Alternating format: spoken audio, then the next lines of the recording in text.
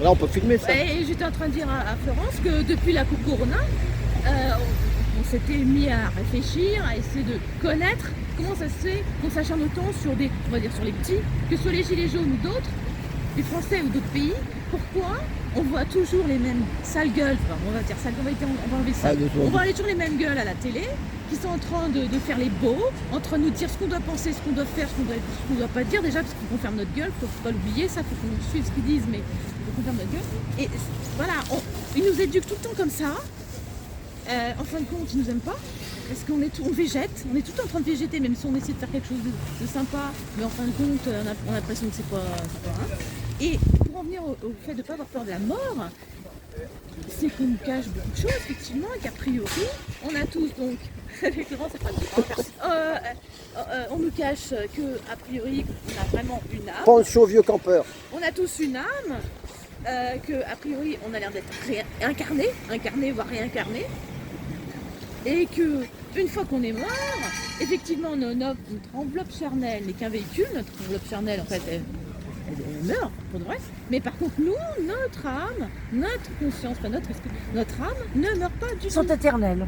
Exactement. Mais donc, c'est ce qu'elle dit, justement, page 95.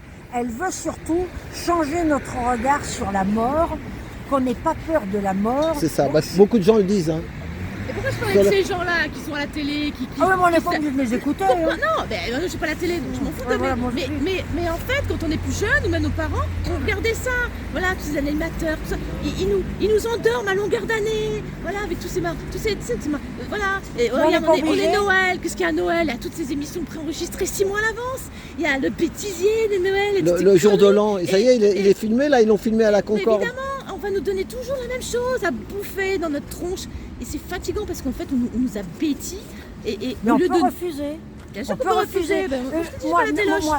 Mais Noël, Nouvel An. En attendant, il y en a plein qui rentrent dans le panneau. Non, mais attends, Noël, Nouvel An. Ils sont tristes, c'était les seuls jours où je ne sortais pas, où je n'avais pas de mondanité. Avec mon ex-animal de compagnie, on se promenait dans Paris. C'était Paris vide comme au mois d'août, mais avec la fraîcheur. Et on ne mangeait quasiment rien. Hein, parce que les autres se gavaient. Voilà, on faisait les Noëls à l'ancienne, où on mangeait une mandarine, une amande, tu vois. Une orange. Voilà, une orange, c'était extraordinaire. Et vraiment, Noël, on était off. Ou alors, comme on se déplaçait souvent, on passait Noël dans les gares ou les aérodromes. Et voir les gens s'exciter. Voilà. Et alors, quand j'étais gosse, on passait Noël à visiter les prisons et les hôpitaux. Les hôpitaux des prisons. Ou alors, le Nouvel An aussi. Ou alors, les parents accueillaient des familles et des enfants dont les personnes étaient en prison, dont le papa ou la maman était en prison. Incarcérés. Et ensuite, on allait leur rendre visite. C'était... On ne faisait pas un Noël à avoir mal au foie, tout à fait, oui. À dépenser beaucoup, non. Et là, maintenant, moi, je ne le fais pas. Regarde le Noël que nous avons fait. Un de nos camarades gilets jaunes qui est là m'a dit que lui, c'était le plus beau Noël de sa vie. Parce qu'on était dehors, en train de s'agir. En train d'agir. C'est ça. Bon, moi, je suis un petit peu... Moi, c'est vrai qu'avec mon père, je me rappelle, avec ma famille, quand on était au mois d'août, on prenait la bagnole, on allait à Paris. Parce qu'il n'y avait pas un chat. Vous pouvez rouler tranquille. Bon, maintenant, ça fait belle heure que tu ne peux plus faire ça. Mais à l'époque, ça roulait. Mais toi, tu crois, toi, Florence, alors ça, que là, on revient dans un autre corps? Alors, moi, je crois à rien. Moi, non. Moi, je suis athée, Dieu soit loué. De toute façon, c'est arrivé là-haut. S'il existe, je fais un putsch réuni aux soviets. Aujourd'hui, ça va barder. Ça ne va pas durer. Maintenant, on ne croit jamais qu'est-ce qu'on est. Pour qui sont ces serpents qui sifflent sur vos têtes, comme j'ai déjà dit? L'au-delà n'est que vendetta, qui parfois se déverse ici-bas. Il suffit d'y penser, d'oser s'exprimer et on est exaucé. Mais tu ne crois pas. Que le Monseigneur au Petit, je ne pouvais pas le voir, la salope. J'en ai parlé de Monseigneur au Petit. Une carne. Lors des Gilets jaunes, il n'a pas bougé, l'évêque de Paris. Alors, docteur en médecine, de milieu modeste, il n'a pas pris la parole. Et la doctrine sociale de l'Église, il s'est cassé dessus. Donc, avant d'être évêque de Paris, il était évêque de Nanterre, Sainte-Geneviève, la sainte patronne de Paris. Il n'a pas bougé. Je l'ai voué, Eh bien, Monseigneur au Petit, il est en vie, mais anéanti, et rien. plus rien et c'est bien fait. Non mais, tu sais, c'est très bizarre. Il y a des choses dans l'invisible, mais il ne faut pas s'en mêler. L'invisible, il n'a pas besoin de nous. C'est ça. On peut bien s'exprimer et surtout pas se gêner. Hein. Pas d'inhibition. Ah, c'est en page 80. Alors moi, les inhibitions, je chiotte. Qu'est-ce que c'est qu'elle dit, voilà. Voilà. Je ne veux rien inspirer du tout. Elle dit ça en page 82. Je voudrais que mes lecteurs réfléchissent à notre vision de la mort, influencée par les religions, et présentée comme la pire chose qui puisse nous arriver. Mais la mort, c'est la joie, c'est la liberté. Dans certaines religions, on fait la fête. Et quand on m'a annoncé le suicide de Julien, il dit mais c'est merveilleux. Julien, c'est le barde Gilet jaune. Voilà, Le musicien, le guitariste. Il est libre. Il est allé vers la liberté. Et c'est amusant, là, je pensais à ça. Et il m'est revenu un vers que j'avais complètement oublié, pourtant je l'ai cité à longueur de décennies. Que songes-tu, mon âme emprisonnée? Pourquoi te plaît l'obscur de notre jour, si pour voler en notre plus clair séjour, tu as au dos l'âme bien empinée? Ça, c'est un poète de la Pléiade de la Renaissance. En plein obscurantisme de la Sainte Église catholique romaine, avec l'Europe de Rome qui nous... il devait y avoir encore des bûchers, la Sainte Inquisition dans certains coins, puisque c'est que Louis XIV qui a mis un frein à certains charniers de la Sainte Inquisition. Que songes-tu, mon âme emprisonnée? Pourquoi te plaît l'obscur de notre jour, si pour voler en notre clair séjour, tu as au dos l'aile bien empilée? C'est ce qui t'a fait. Il s'est envolé. Alors tout ça, c'est l'influence de Platon. Ton âme est partie dans les Pléiades, c'est-à-dire dans les étoiles. Et tu es au courant de... Et ce poème, nous le lisions, nous, dans les manuels scolaires de littérature. Est-ce que tu vois pourquoi on nous abétique? On nous empêche d'avoir accès à la vraie littérature. Les Ronsard, les Dubélé. Il y a aussi un poème, là, les bûcherons de la forêt de Gâtine. Arrête ton bras, bûcheron. Ne vois-tu pas que c'est le sang des nymphes et tout? Il s'oppose au déboisement, au défrichement. Mais quand on tue, on abat des arbres pour avoir la vie bien dégagée. On tue la vie. Donc, la vraie littérature nous remet ça. Oui, tu disais, pardon? Je te dis, tu es au courant de ce qui se passe pour le comédien là, qui est accusé de... Depardieu? Ouais. Oui, encore un truc puant. J'ai vaguement suivi que bon... Mais moi, je peux dire une chose, parce que j'en suis témoin. Moi, je ne lui jette pas. Mais un jour, j'ai pris une serveuse dans un café-restaurant en face de chez où il habitait. Et elle m'a parlé dans le taxi. Et elle me disait, des fois, il nous commande un truc, un machin. Et ben, on n'emmenait plus de filles là-haut. Elle me disait, on n'emmène que des mecs maintenant. Parce qu'elle me disait, il avait les mains baladeuses. Mais il y a 20 ans de ça, hein, il y a 20 ans. Elle me dit oui, il aurait pu faire ça au gars aussi. Hein. Ouais, mais enfin, en tout cas, elle disait, il pouvait, le patron de son restaurant, là, il voulait plus emmener de filles, tu sais, livrer quelque chose. Parce que moi, c'est moi qui lui ai ouvert ma tronche. Je l'ai pris là, et je lui dis, mais en face, il habite pas là, Depardieu. Elle me dit si. Et je lui dis, il est sympa. Elle me dit, oh, j'y étais une ou deux fois, mais j'y vais plus. Qu'elle me fait. Elle m'avait dit ça. Elle m'a pas dit plus, hein. Mais en tout cas. Carole Bouquet, qu'est-ce qu'elle en pense? Elle est distinguée. Ah ben non, Carole Bouquet, elle est à fond avec lui. Ah bon? Par contre, il y en a une qui est bien, c'est Anouk Grimbert, mais elle s'est tue pendant 33 ans. Oh, alors là, attends, non, c'est lamentable. Lamentable. La culture du viol. Moi, je suis née en 54. Ouais. La culture du viol. Alors, là, elle en parle, elle aussi. Elle dit que le harcèlement, on savait se défendre. C'est vrai qu'à l'époque, une fille, elle gueulait, elle hurlait.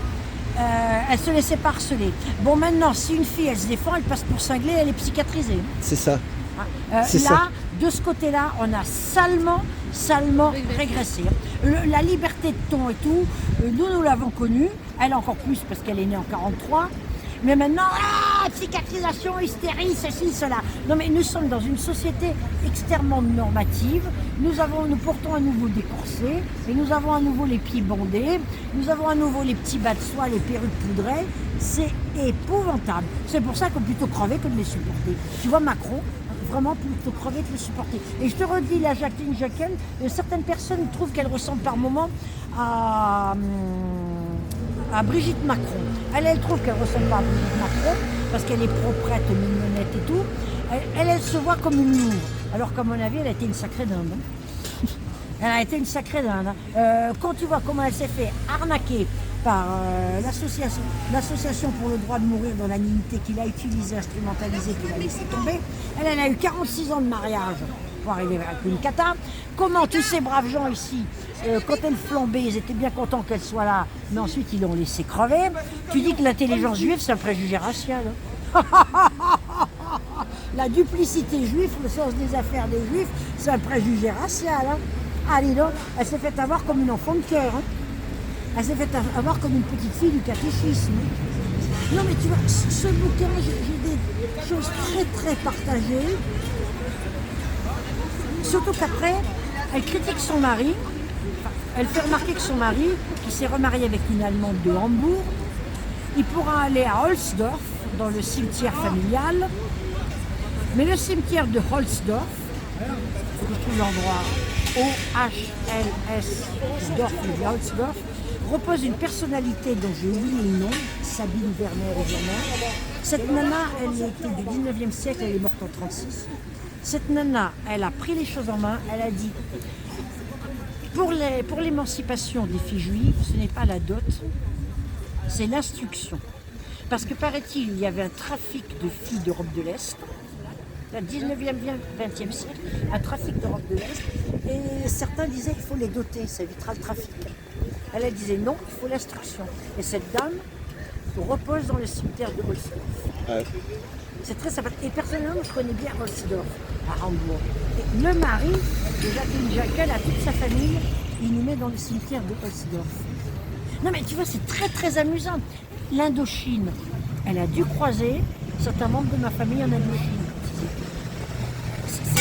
C'est très très curieux. Maintenant, tu dis que tu aurais aimé la rencontrer. Vu ce qu'a pensé des Gilets jaunes. Mais bon. Et tu as parlé d'une dame aussi par rapport aux armes et tout ça sur la guerre. La Chlorie, tu as parlé d'une dame. Ah oui, les poisons là. Ah oui, il y a une dame là, une écrivaine là. Tu as parlé de quelqu'un. Il y a quelqu'un qui a fait un commentaire sur ton. Et qui a dit que tu connaissais. Tu as parlé d'une dame là, d'une écrivain qui a fait un livre. Ah oui, à propos Chlorie. des poisons, c'était Ottavia Casagrande, l'espion inattendu, c'est ça, très bien traduit par Marc Robert. Alors c'est très intéressant parce qu'elle montre le Mussolini, ceci, cela. Par contre, quand elle fait dire aux soldats anglais que l'armée française ne s'est pas battue, elle pouvait battre l'armée française, les Panzers arrivaient, ils avaient des toutes petites armes et les munitions ne correspondaient pas à leurs armes. La débâcle de 40, elle a été bien programmée, la débâcle de 40. Bien programmée, l'exode 8 millions de personnes sur les routes qui se faisaient mitrailler par les soldats. Regarde encore, ce que tu disais. Annie Lacroix-Ry a beaucoup cité ça. Regarde, tu te rappelles hier, tu avais dit les gens qui amènent de la musique. Eh ben ça y est là, c'est parti là. Ah ben évidemment, je vais évoquer Annie Lacroix-Ry. Lacroix-Ry, voilà, c'est ça, Annie Lacroix-Ry. Une historienne. Voilà. Là, c'est le quartier de l'élite. Ouais, mais là, regarde ce qu'elle amène là. La dame, elle est avec le RG et puis elle envoie la musique. Elle a une canne blanche. Ouais. Elle a une canne blanche. Attends, soi-disant, c'est une anarchiste qui habite dans un squat. Qui cette dame là avec son... Ouais, c'est ce qu'elle m'a dit. Ouais, mais là, quand elle met de la musique comme ça, c'est pas bon. Non, mais elle a peut-être reçu 50 € pour le faire. C'est ça. Ouais, elle a dit, tu fais ça, sinon on démolit ton squat. Mais tout le monde sait que le noble faubourg Saint-Germain décidait de la politique sous la Troisième République. Hein. La débâcle de juin 40 a été voulue par nos élites pour mater le peuple. Et la bourse a fonctionné La bourse a très bien fonctionné pendant la guerre. Un couple a écrit un ouvrage sur la bourse pendant la guerre. Non mais nos élites, nous avons le MEDEF en ce moment. Le MEDEF qui nous dit qu'avant 2050, il leur faut 3 500 000 travailleurs migrants. Qui disent carrément qu'il leur faut 3 500 000 esclaves, taillables, corvéables, merci, et baisables et sodomisables. Parce que si le boulot lamentable ne leur convient pas, ils peuvent toujours aller dealer, tapiner sous le périph'. Et tu nous fais venir des migrants, ils deviennent CRS. Attends, l'autre fois, il y avait la loi sécurité globale, la loi obscurité globale. Ça bardait, c'était incroyable et tout et tout. Et il y avait un brave Black Bloc, là, légèrement plus jeune que moi, quoi, et tout, qui m'expliquait que lui, il avait vécu ça. Il procure des papiers aux sans-papiers. Une fois que les papiers, ils sont validés, ils peuvent aller dealer, tapiner sous le périph'. Et tu nous fais venir des migrants, ils deviennent CRS. Attends, l'autre fois, il y avait la loi sécurité globale, la loi obscurité globale. Ça bardait, c'était incroyable et tout et tout. Et il y avait un brave Black Bloc, là, légèrement plus jeune que moi, quoi, et tout, qui m'expliquait que lui, il avait vécu ça. Il procure des papiers aux sans-papiers.